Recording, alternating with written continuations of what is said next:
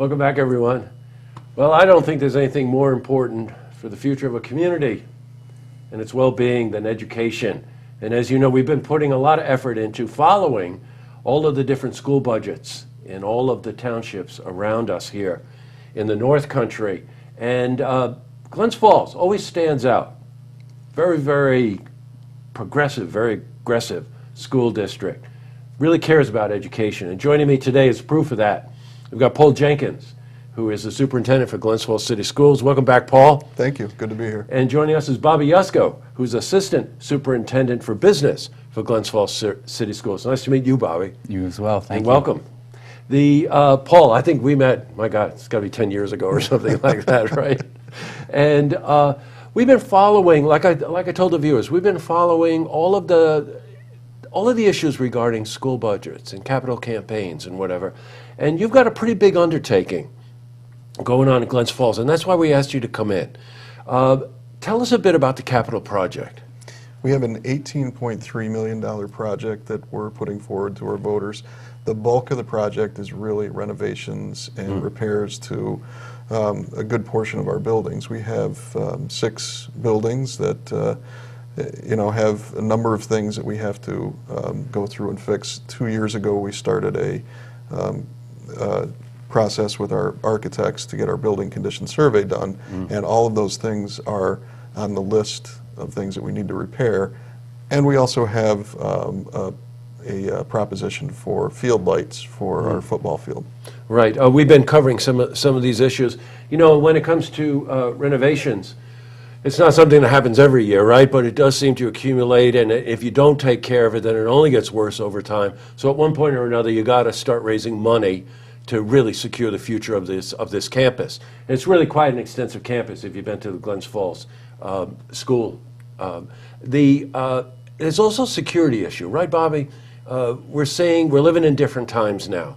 So fire codes, safety codes, those kinds of things need to be addressed too as part of any kind of infrastructure. Sure, and all of those items are also addressed through this building condition survey process. So any issues that our architects identify as a potential fire code hazard or a potential security issue, they will make recommendations and ways to improve that better. And fortunately, we have the ability to make those upgrades and then secure state aid back from New York State. Gotcha. Now, and again, you know, security being on the top of mind of any parent, grandparent out there, it is time to address those issues as well. Something I found pretty innovative, kind of in what I was saying in the open here, is that you've got this initiative, 21st Century Learning. I hope I'm saying that right. Is that right? Yes. It is. Yeah. Tell me a bit about that, and if you're going through some infrastructure changes, you're actually creating space that you'll be able to use for this 20th century learning. So, you know, first, Bobby, why don't you tell me what is 21st century learning? Sure. Well, it's not your traditional pencil and paper. So over the last few years, we've really had an initiative to roll out more instructional technology in the classrooms. And given the environment in the workplace nowadays, the social environment, collaboration is a big key to not only education now, but in the work environment as well. So what we're trying to do is give our students the opportunity to work together in what I guess people our age would call the non-traditional educational environment. But we are now moving in the direction where technology is a part of the classroom. It's going to be a part of the classroom for the foreseeable future. So this is something that we want to make a serious investment in. I got you. I didn't go unnoticed that you said our age and you looked at me. Thanks, Bobby. Nobody's gonna make that mistake. I'll tell you. Anybody heard of chalk? That's I'm leaking here. Now, in that 21st century learning idea, you've got something called Makerspace, and you started to just talk about this, and I want to cycle into this a little bit. Paul, the thought there is that the kids today are very involved with social media and whatever. Social media not meaning social skills necessary, or you mentioned the word collaborative. I think that's a very important word here.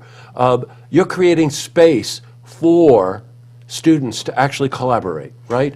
We are. And in what ways? Graphic arts or computer skills or what? So it'll be a combination of anything. Really, the idea of a makerspace is anything a student can think of that they could create or make could be done. So it could be using Legos, it could be using small circuitry boards, it could be straws, it could be anything at all that they're going to create something, and hopefully we'll have all of the materials and supplies that they would need to do that. And a lot of times a makerspace is more of a kind of a free, open opportunity for students to go in on their own and either work together or work by themselves and put something together that they've thought about. We'll also have some opportunities, as Bobby said, for collaborative meetings. We'll have some space for team meetings where students could get together and work on a project.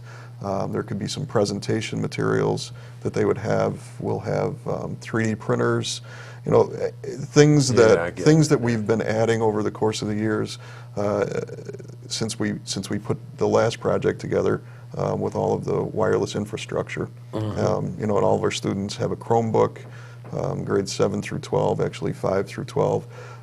So we've really upped the game with the technology piece, but we also want to make sure that they can think.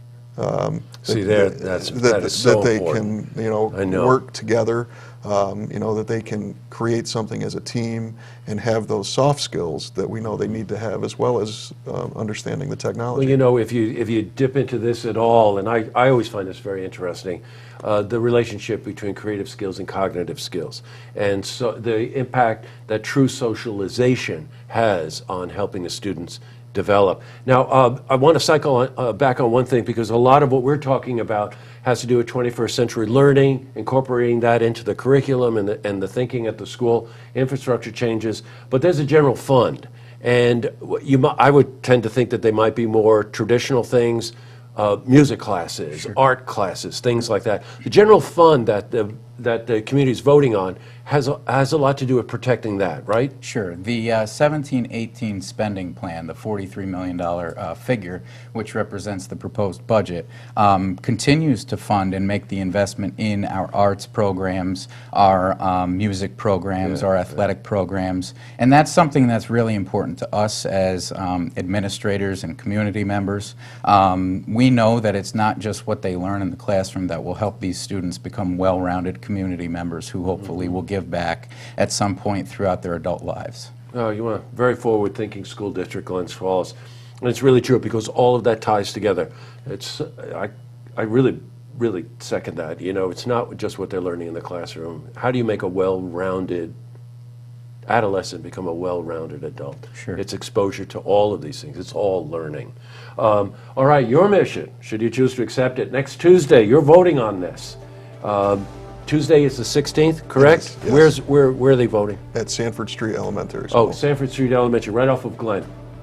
And you're going to be voting on two things. You're going to be voting on the capital project for the renovations of 21st century programs that we're talking about, but you're also voting on the general fund, which preserves all of the other aspects of the learning experience for the Glens Falls students. And we actually have a couple of other things that they'll be voting on. We have two board members who are running for two open seats, or two potential board members. We have a vote for a proposition for leasing of some buses. Some of our buses are aging out. We have the capital project. We have the general fund budget. And we also have a proposition for lights on the football field. For the lights? Lights, yes. That's a separate voting item. That was smart. Get those lights out of there. And they need the lights too, by the way. We're joking, because when you talk about lights or something like that, the neighbors get involved in things like that. So find out about that, okay? But make sure you get over there Tuesday, next Tuesday the 16th. Oh, our time is up, according to your cell phone.